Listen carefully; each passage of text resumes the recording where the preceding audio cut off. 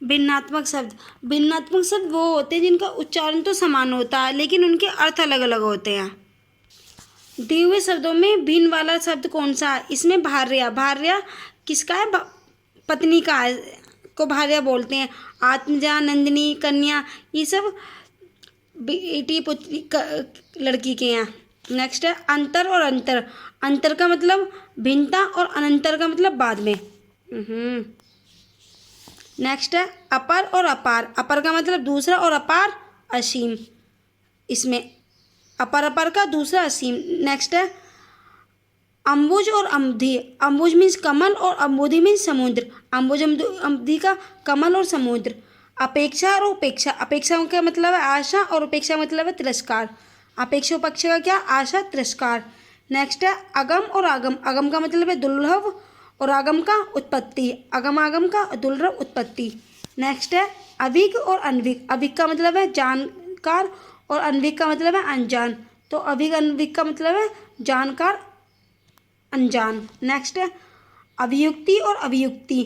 अभियुक्त का मतलब है अपराधी और अभियुक्ति का मतलब है टिप्पणी। अभियुक्त अभियुक्ति का अपराधी टिप्पणी।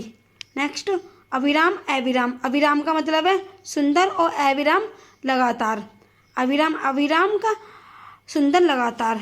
नेक्स्ट है अमित और अमित। अमित का मतलब है बहुत और अमित शत्रु। अमित बहुत और अमित शत्रु। नेक्स्ट है आभास और अभ्यास। आभास का मतलब है ब्रह्म और अभ्यास आदत। आभास अभ्यास भ्रम और आदत। नेक्स्ट है आसन और आसन्न। आसन का मतलब है बिछौना और आसन निकट आया हुआ। आसन और आसन बिछौना और निकट आया हुआ। आयुक्त और अयुक्त। आयुक्त का मतलब है कमिश्नर और अयुक्त का मतलब है जो उचित न हो। आयुक्त और अयुक्त कमिश्नर जो उचित न आया हो इसका। आद और अध। आद का मतलब है पहले और अध आज। आद पहले और अध आज। आचार आचार्य। आचार का मतलब है आचार रीति रिवाज और आचार्य विद्वान या गुरु। ईशा और ईशा। ईशा का मतलब है ऐश्वर्य और ईशा का हल्की की लंबी लगड़ी। नेक्स्ट उपल और उत्पल। उपल उपल ओला और उत्पल कमल। ऋतु और ऋतु। ऋतु का मतलब है सत्य और ऋतु मौसम। उभय और अभय। उभय दोनों और अभय निर्भय। कर्ण करण। कर्ण का मतलब है कान। कान कान को बोलते हैं और करण साधन। कंकाल और कंगाल। कंकाल का मतलब है अस्थि पंजर और कंगाल दरिद्र गरीब। कक्षा कक्षा कक्षा। कक्षा छात्र समूह और कक्षा जांघिया। कुल और कुल। कुल का मतलब है वंश और कुल किनारा। कलमस और कुलमास। कलमस कालिक और कुलमास कुत्थी या उर्द। कृतघ्न और कृतघ्न। कृतक का मतलब उपकारी और कृतघ्न अपकारी। कृपण और कृष्पाण। कृपण कंजूस और कृपाण तलवार। नेक्स्ट कटिव्रत और कटिबंध। कटिव्रत का मतलब है तैयार और कटिबंध का करघनी। नेक्स्ट केस और केश। केश का मतलब है बाल और केश का मतलब है मुकदमा। खाद और खाद। खाद का मतलब है उर्वरक और खाद्य का खाने लायक। गणना और गणना। गणना का मतलब है गिनी हुई और गणना चुभना। ग्रह गृह। गृह घर और गृह नक्षत्र।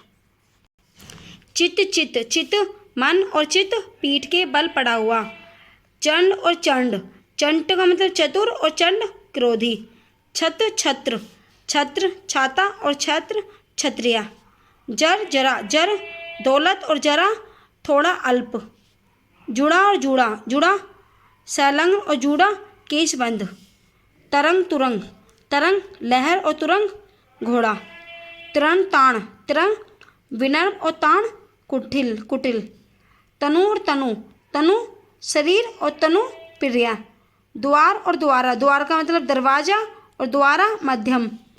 धरा धारा। धरा पृथ्वी और धारा प्रभा। धन धना। धन संपत्ति और धना प्रीतम। नारी और नाड़ी। नारी स्त्री और नाड़ी नवज। नियत नियत नियत।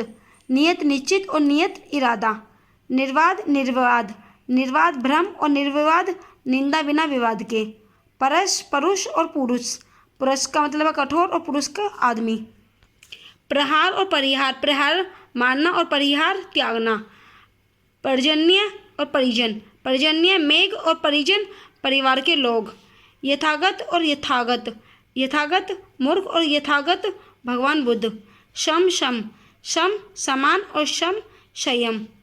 अंबर अमार, युग्म का सही अर्थ है अंबर आकाश और अंबार एक फल विशेष। नेक्स्ट मंदिर मंदिरा, मंदिर देवालय और मंदिरा अश्वशाला। धात्र और धात्री, धात्र बोलते हैं बर्तन को, धात्र बर्तन होता और धात्री माता। नौटंकी नोटका, नोटकी लोक नाट्य और नोटका अत्यंत हल्का। परिभक्त परिशक्त शब्द का सही अर्थ है परिष्कृत का सदस्य सींचा, सदस्य या सींचा गया। प्रतिकूल प्रतिकूला, प्रतिकूल विपरीत और प्रतिकूला सप्तनीक। बड़ाई और बढ़ाई, बढ़ाई का मतलब है प्रशंसा और बढ़ाई बढ़ोतरी। इति और इति, इति का मतलब है समाप्त और इति विघन। कूच कूच, कुछ उरोज और कूच प्रस्थान। सम सम, सम समान और सम मोक्ष।